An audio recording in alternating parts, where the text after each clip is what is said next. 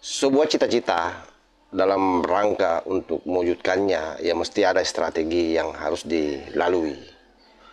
Dan hal itu juga sama dengan yang dilakukan oleh kalangan para habaib.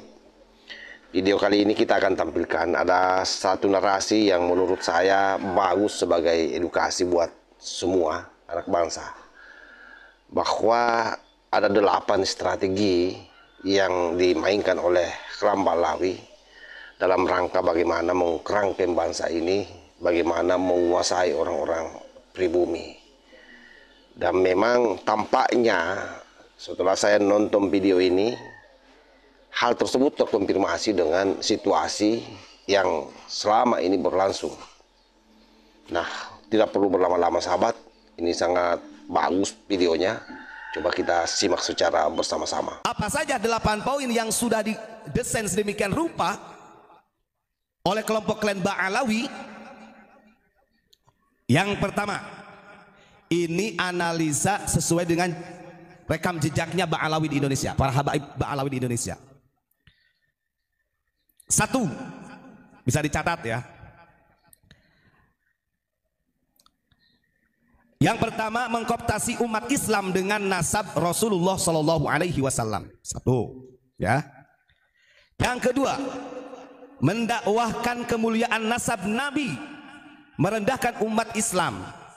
Nah, karena tanpa disadari itu, ketika ada jiwa, ada rasa rasisnya mereka, kemudian menganggap yang lainnya di bawah mereka, tidak sadar bahwa mereka secara tidak langsung merendahkan umat Islam yang lainnya. Kan begitu. Yang ketiga, merampas kemerdekaan beragama. Ya. Jadi ada dari beberapa rekam jejak yang kita pahami seperti yang disampaikan oleh HRS. Lagi-lagi menyudutkan Bung Karno.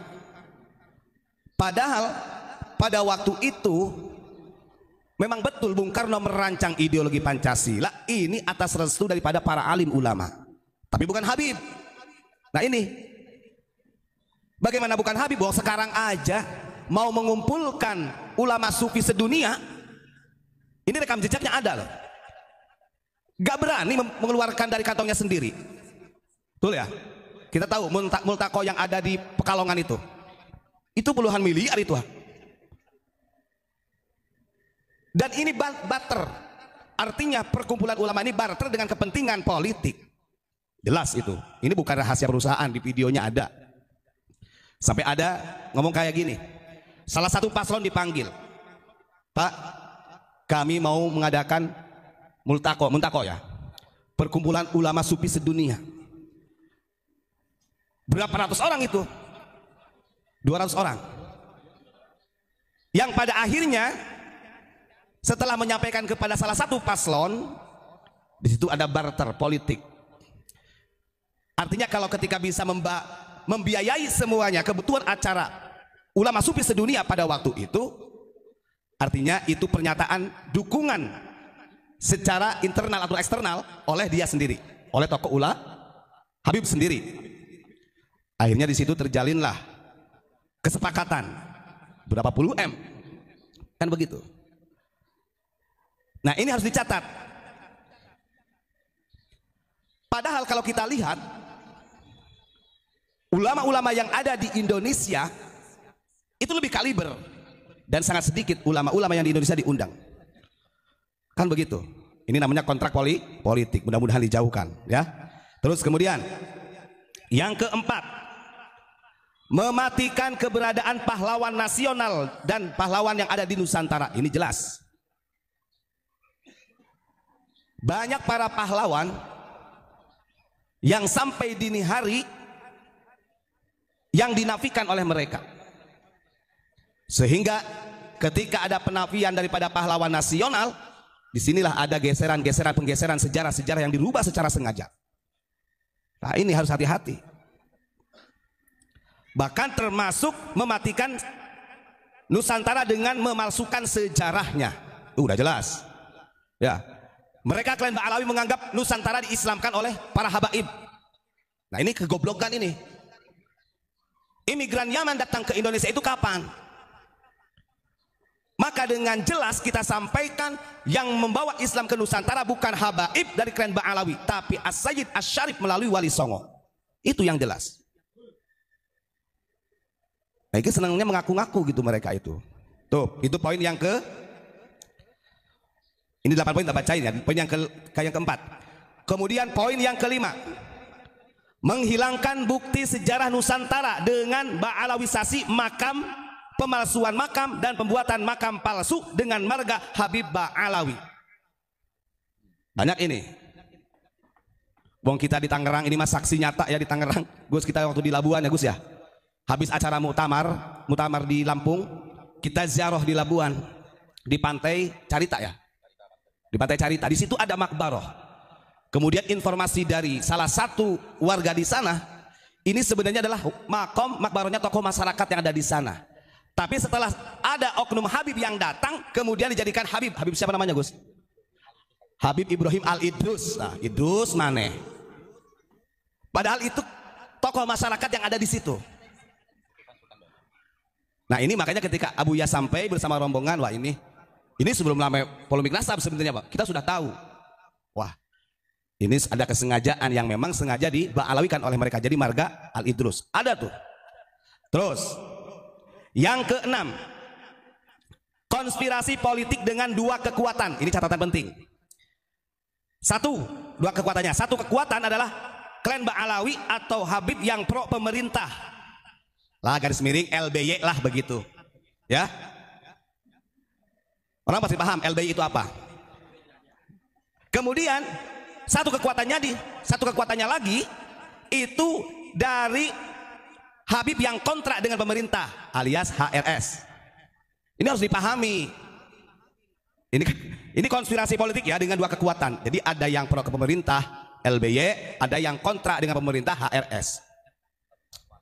Orang Sunda nggak ngerti ketika sampurasun disebut campur racun, kan goblok itu. Wong dia nyari makannya aja di Indonesia, khususnya di bumi Pasundan kok. Awas, ada tradisi-tradisi yang sudah lama di Indonesia ini sengaja mereka hilangkan. Dan kita jangan takut, walaupun itu ada fatwa dari Gus Najih putranya Bah Maimun, jangan takut. Kalau benar orang NU, di situ ada Nahdlatul Tsaqafah wal Hadharah. Artinya PBNU sudah bertanggung jawab tentang tradisi-tradisi nenek moyang kita selagi tidak menyimpang dengan syariat agama. Kalau begitu dalam Khito NU buang dong. Kalau sampai mengkafirkan, memusyrikan tradisi-tradisi yang ada di Nusantara, Nahdlatul Tsaqafah buang. Terus kemudian Nahdlatul Hadharahnya buang. Bahkan les bumi yang menjadi banom PBNU, banomnya NU buang. Kan begitu.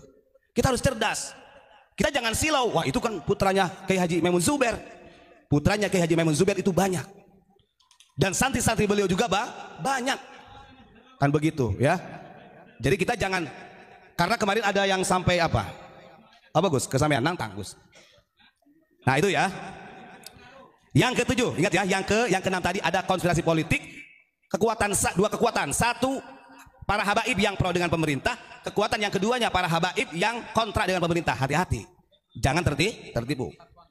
Yang ketujuh, mematikan daya nalar masyarakat dengan doktrin halu, mistik dan karomah. Ini jelas.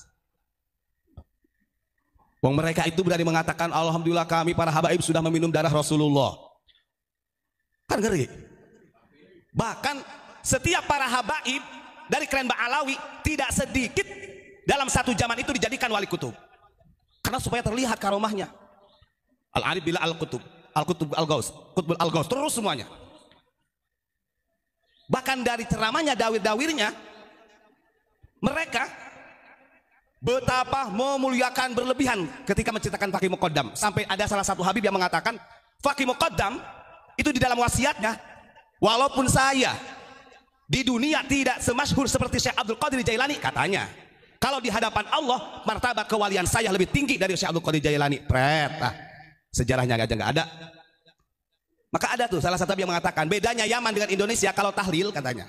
Kalau orang Indonesia tawasul ke wali kutubnya itu Tuan Abdul Qadir. Tapi kalau di Yaman tawasul kepada wali kutubnya Faqih Muqaddam.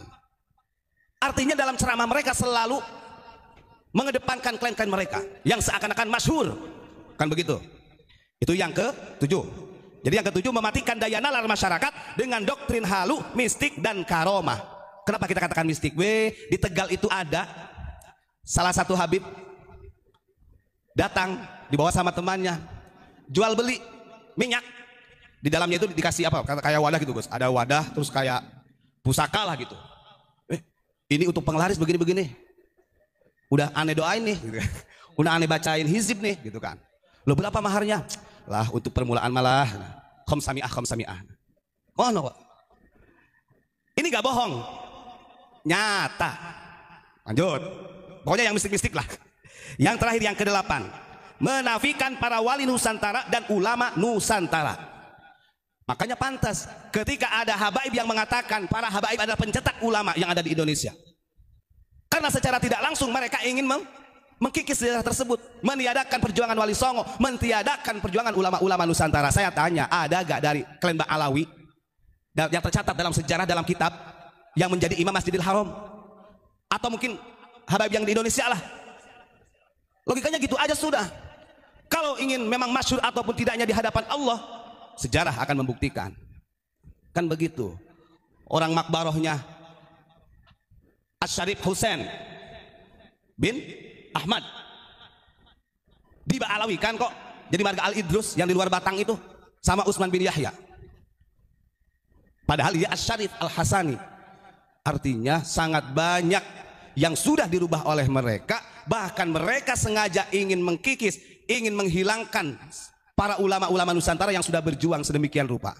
Nah ini perlu diwaspadai. Nah itu 8 poin sesuai dengan rekam jejaknya dari Ba'alawi. Ini yang harus kita waspadai. Jangan takut kita menyampaikan kebenaran. Walaupun itu tadi mengatakan bla bla bla bla, anggap aja itu mah kerupuk, sudahlah. Mereka nggak tahu. Ketika dia hati-hati membahas masalah nasab, nanti anak-anak kamu jadi gembongnya narkoba, gak tahu padu kamu itu siapa. Kan begitu. Kalau mau kita buka. Oke, terima kasih. Assalamualaikum warahmatullahi wabarakatuh. Oke, saya kira jelas ya. Kita sudah mendengar secara bersama-sama, mulai dari strategi yang pertama sampai pada yang ke-8. Saya kira semua masuk akal dan selama ini selalu berulang-ulang dan betul-betul terkapitalisasi. Nah, tentu dengan informasi seperti ini semakin membuat kita waspada, dan kita berharap bahwa video-video seperti ini ya di-up terus-menerus supaya apa menjadi pembelajaran buat semuanya, terutama para kibing-kibing akut yang memang selama ini betul-betul hatinya sudah buta, sudah cinta mati dengan Klan Ba'alawi. Ini harus kita sadarkan dan menjadi tanggung jawab bersama. Karena biar bagaimanapun mereka-mereka ini adalah anak bangsa. Saya kira demikian. Wallahul muwaffiq ila aqwamit thoriq. Wassalamualaikum warahmatullahi wabarakatuh.